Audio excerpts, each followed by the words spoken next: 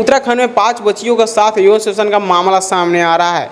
ये मामला अभी देखा जा रहा है कि देश में थमने का नाम नहीं ले रहा है। हर जगह कहीं न कहीं देखा जा रहा है कि बहुत बड़ा ये दर्दनाक घटना सामने आ रहा है। जिससे आपको बता दें कि इससे पहले जो कलकत्ता का जो कांड हुआ है, उसके बाद बिहार, यूपी, फिर से उत्तराखंड में इससे पहले भी हुआ था। फिर ये देखा जा रहा है कि 5 बच्चियों के साथ जो यौन शोषण का मामला सामने आ रहा है। आपको बता दें कि उत्तराखंड के रुद्रपुर मंजिल गाँव का यह मामला सामने आ रहा है, जहाँ पे एक मौलवी जो मस्जिद में रहा करता था और एक मदरसे में पढ़ाया करता था, बच्चियों को, बहुत सारे बच्चों को वहाँ पढ़ाया करता था। ऐसा मामला सामने आ रहा है कि कई ऐसे बच्चियों को डराया धमकाया करता था, कई से बच्चियों को बहुत पिटाई भी किया करता था, बच्चों को मारता था कस के।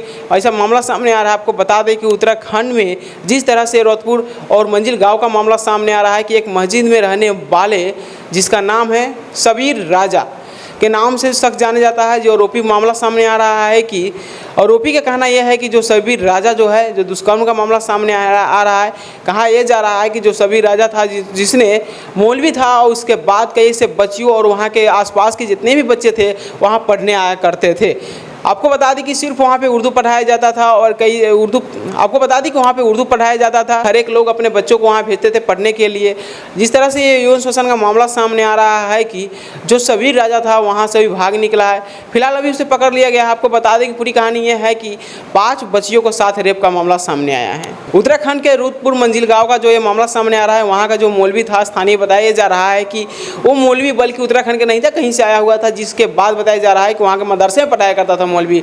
और मामला ये सामने आ रहा है कि जो बच्चे वहाँ पे थे उसे जिन का कहानियाँ सुनाया जाता था, कि जिन वाला जो कहानियाँ था बहुत ज़्यादा दर्दनाक कहानी सुनाया जाता था, जिससे बच्चे डर जाते थे और उसके बाद सारे बच्चों को छोटी कर देते थे। जितने भी वहाँ पे लड़का और लड़की पढ़ने आते थे, लड़का को बहुत पिटाई करते थे। ऐसा मामला सामने आ रहा है। कहा जा रहा है कि लड़का को बहुत ज़्यादा पिटाई करता था जो मौलवी था। उसके बाद कई से छोटे छोटे बच्चियों को वहाँ से छोड़ देते थे। जो 5 साल से 9 साल के जो बच्ची थी, 5 बच्चियों के साथ वो यौन शोषण करता था।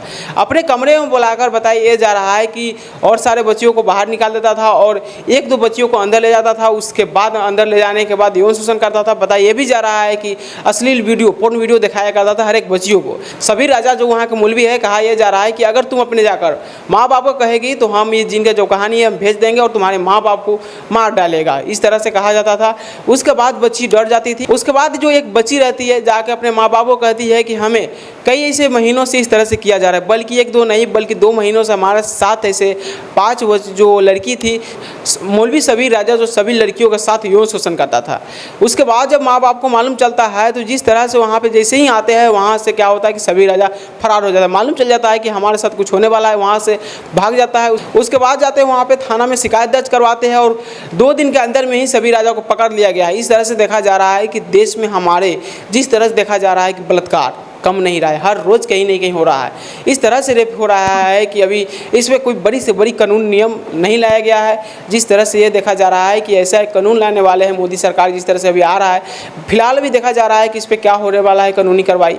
जिस तरह से भी देखा जा रहा है जो कलकत्ता जो रेप कांड हुआ है, इस पर अभी बड़ा निर्णय नहीं लिया गया है। बताया जा रहा है कि अभी इस पर जाँच ही चल रहा है। आप देख रहे थे जैसे एक्सप्रेस न्यूज़, मैं राजा कुमार।